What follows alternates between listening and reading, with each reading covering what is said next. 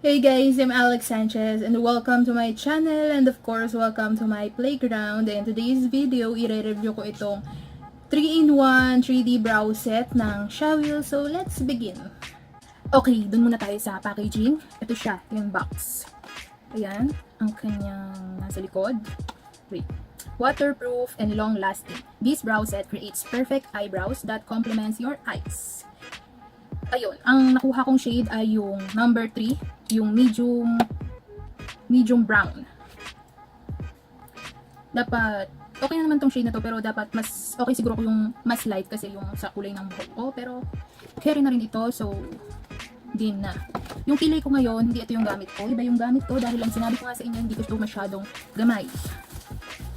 Kaya hindi siya yung lagi kong ginagamit. Pero, okay to gamitin pang nose line. Ito pala siya. Ito yung may mascara na, kaya 3-in-1, may mascara na. May pang brow shadow. Ito, pag nagmamadali ako, kinukulayan ko na lang, dinadark ko na lang yung ano. Parang pang natural lang siya, pero angat. You know? Kasi ito yung pencil. Yan. Ang hindi ko lang gusto dito, kasi masyado siyang makapal. Parang, basta, hindi ko masyado makapal, mas okay siguro kung mas manipis siya. Para mas makapag-drawing, pero okay na rin to. Depende lang naman yan kung saan tayo mas sanay. Yung sa pencil nga na pang eyebrow, hirap na hirap ako itong pakaya. Mas okay pa din sa akin yung pomade na mga pang eyebrow, kaya yung mga powder na pang eyebrow. So, burahin ko muna ang aking kilay ngayon. Ang ginamit ko sa pang kilay ko ngayon, yung pang contour ko. Okay din siya pang kilay. And mas gamay ko yun. Yung mga powder or pomade. Ito kasi struggle talaga ako pag pencil yung gamit. Hindi ko alam kung bakit, pero that's life. Ayan ang totoong kilay natin. Patuin ko muna sa bilet.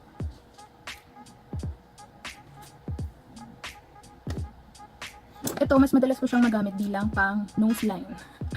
Hindi pang eyebrow. Pero pag nagmamadali nga, sinabi ko ito yung gamit ko, yung brow shadow. Pero yung pencil niya, mas okay siyang pang nose line. Tingnan nyo.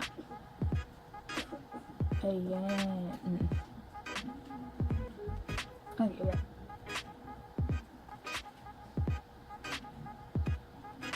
Diba? Mas madali. Tapos, ibabrush. Para medyo mawala. Pang natural. Para-paraan lang yan. Para hindi nasasayang ang ating mga pinagbibili. Tapos, foundation. Para angat na angat ang nose line ng ating yung. Diba medyo nagganon yung ilong? Para konti lang. Ayan, so yun yung sa kilay ngayon. Papowderan natin siya. Sana hindi fail ang pag-eyebrow ko ngayon dahil madalas fail talaga pag ang gamit ko ay ang pencil. Kasi hindi ko nga gamay pag sa pencil. Ayun ang weird sa akin, yung mga beginner, sa pencil sila unang natututo, pero ako, mas natuto ako sa powder. Yung mga pomade, yung mga ganito. Ganito, tapos brush ang gamit. Mas gamay ko yun. So, ayan na guys. Hindi ko maipapangako sa inyo perfect ang kalalabasan. Para lang makita nyo yung review ko sa product na ito. So, mag-start tayo dito sa baba.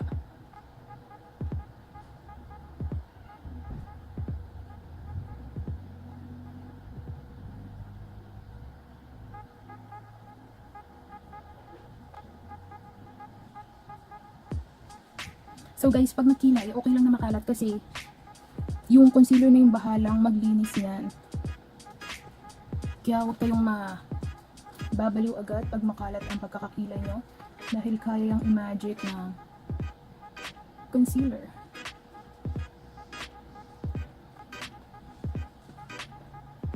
Hindi pa naputol. Siguro dahil sobrang init kaya parang ang ano niya. Oh my god. Umpisa pala ang fail na guys. Ubus na. Parang binili ko to. This month ko lang din to binili. Mga May 5. Pero ayan. Ubus na siya. Sobrang konti ng laman. Sa bagay, ito lang siya oh. Ayan o, ito yung pang shadow. Tapos ito lang yung pencil. Kaya sobrang bilis maubos. Kaya ayoko nitong mga pencil na to eh. Sobrang bilis maubos. Maski yung pang kilay ko na ito, Mas marami pa yung na-sharpen ko kaysa sa nagamit ko kasi pag siya-sharpen siya, napuputol ulit, tas ang lambot niya dahil siguro sobrang init. So, kaya nag-merge agad. Ito din. Ubus na, paano ko pa ito itutuloy? Pero buti na lang, nakapag-line na tayo. Umpisa pa lang, epic na guys. Ubus na siya. May 5 ko lang ito binili. Kaya hindi talaga sulit pag ganito. Pag lapis ang gamit. Dun tayo sa powder. Buti na lang meron itong pang shadow. Siya yung the darken ng loob. Pero dahan-dahan lang dito para hindi mapakapal. Then, gagamitan natin ng spoolie. Ay, oh sige, ito na.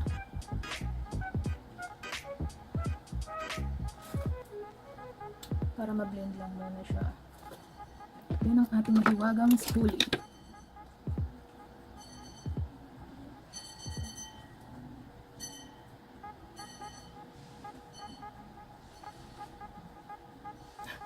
Tsaka ang ayoko sa pencil, parang pag pinapawisan ako, parang nagme-melt din sila sa mukha ko, kaya nagiging kalat-kalat ang itsura.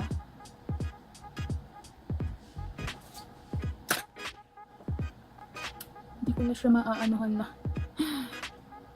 makukurtihan gamit yung lapis kasi guys, nakita niyo naman, ubus na. So, tsaga-tsaga tayo dyan. Tapos, ito. Buti na lang naisip ako na mag-review ngayon. At least bago pa man siya maubos, may review na. Dahil kaya ako naman siya binili para ma-review ko at syempre para matry ko rin kung saan kung mas gamay. Actually, ngayon pa lang ako nagtatry ng mga pangkilay kung anong mas gamay kong gamitin. At na-discover ko na mas magaling ako pag powder na pangkilay ang gamit. Patuyuin lang natin ng konti. So, syempre, makatagalan na naman itong video na to. As usual. Yan, di man okay yung korte ngayon dahil wala tayong choice. Ubus na yung pencil. Kung na maayos yung korte niya, punta na tayo sa concealer. Ito yung gamit ko. Yung Maybelline. Minsan ang gamit ko yung BYS na cream foundation pero tikit-tiki dahil mahal yun kaya dito tayo sa 199 na concealer. So, dito muna sa baba. Ingat na lang sa pag-concealer. Dahil wala na tayong pang outline.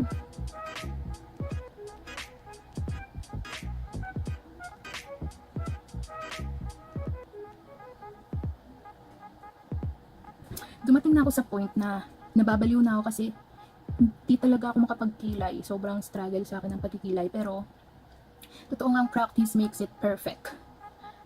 Mga ilang araw rin ako nag-trial and error bago ko natutunan paunti-unti. Ito siguro simula nung binili ko to ng May 5. Ngayon, ito lang, siguro, mas kinabali, ito na yung pinaka maayos na pagkikilay gamit ko yun. Thank you naman at sa mga ayon ang tadhana. Actually, okay din siya.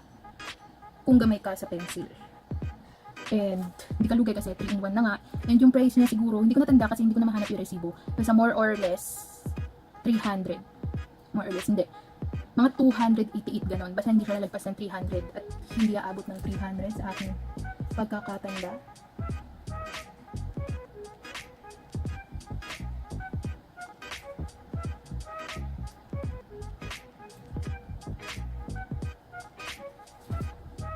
Ay, mag-focus.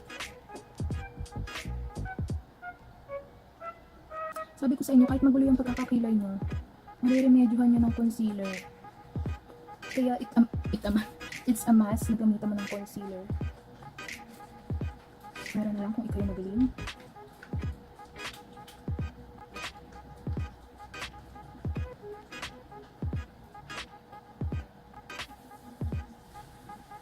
Diba? Hindi pantay.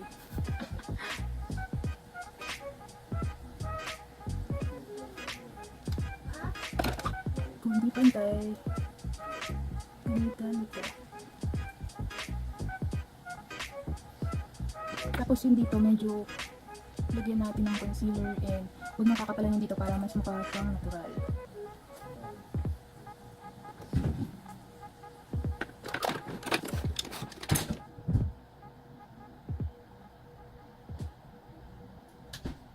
Blend na lang dito.